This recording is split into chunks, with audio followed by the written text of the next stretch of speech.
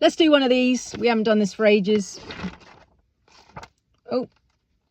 Oh, my book's breaking. Look. Oh no, my book's breaking. Okay, right, anyway, let's just see where the book's told us to be today. Oh, my poor book. I love this book.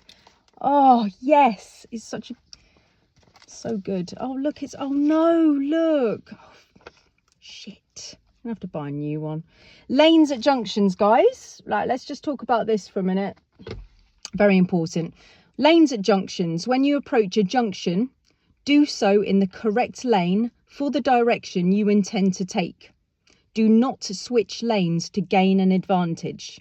Oh, how many videos have I released about that? Did you see that one that I released about me and my student doing spiral roundabouts, learning spiral roundabouts? And then the person in the lane next to us had a traffic jam. They didn't like it, so they literally just swapped lanes on the spiral roundabout and nearly crashed into us. It's just so unbelievably annoying, guys. If you watch that video, I had to check my mirrors, had to grab the wheel and steer my student to the left, which in itself is dangerous, yeah? Because if there was something on the left, it's so annoying, yeah? So that's good advice from the book, okay? I could have emergency stopped the student. It all happened very quickly. I've made a video about it. Lanes at junctions, look well ahead and watch for traffic and direction signs, yeah? So what are the other people doing? What's their behaviour like? What's their position? What's their speed? Did we see their signal come on? If you've looked at a car and the signal's on, but you didn't see it come on, has it been left on from a previous junction? Do we trust it? Should we wait until the car slows down and begins to turn? Would it be better to see other confirmation that they are turning? Lanes at junctions. Look out for signals from drivers who want to change lanes. Yeah, so that would have been nice that woman did that the other day. She didn't, but she should have asked us permission to come into our lane. We were in the middle lane at a spiral roundabout. She was in the right lane, facing a traffic jam, decided that she didn't want it and just changed lanes. No blind spots, no signals, yeah? It would have been quite nice for her to have a signal on to go, please, can I come into your lane, please? A begging signal, as my student likes to call it, or an asking signal. Can I come into your lane, please? No, you can't, because we're on a spiral roundabout and we're travelling at like 20 miles an hour or whatever it was. No, you can't. You've got to stay there behind your traffic jam, love. Lanes at junctions. Look out for drivers suddenly changing lanes without a signal.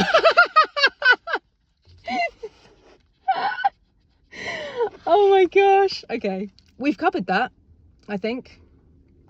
Articulated or long vehicles. Yeah.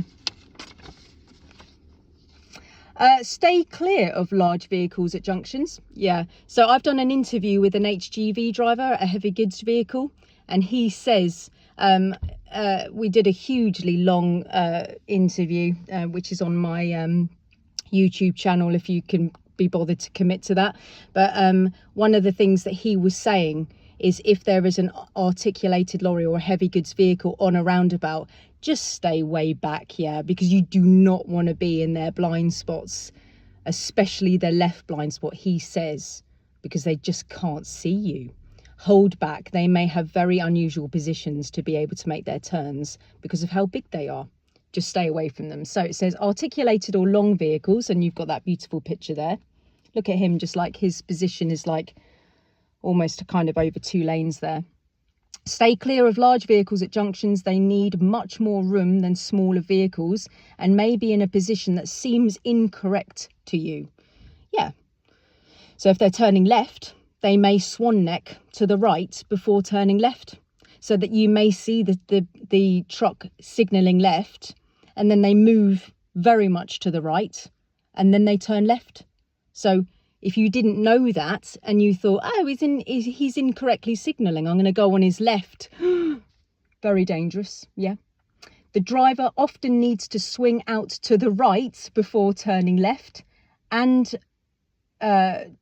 to the left lane before turning right. Sorry, I didn't get that. The driver often needs to swing out to the right before turning left, which is what I said. Oh, and to the left before turning right, exactly. So if he's turning left, he he might go over to the right and then turn left, and vice versa for the other side, of course. Be ready for them to stop if their way is blocked. Yeah, so if they need to swan neck, but then there's somebody on the right, they may slow right down and let that person overtake them, or they may look to the left and find some kind of blockage there. Yeah, let's just leave it there because that's 5 minutes. Oh, I can't believe my book is broken. Oh well, that was fun.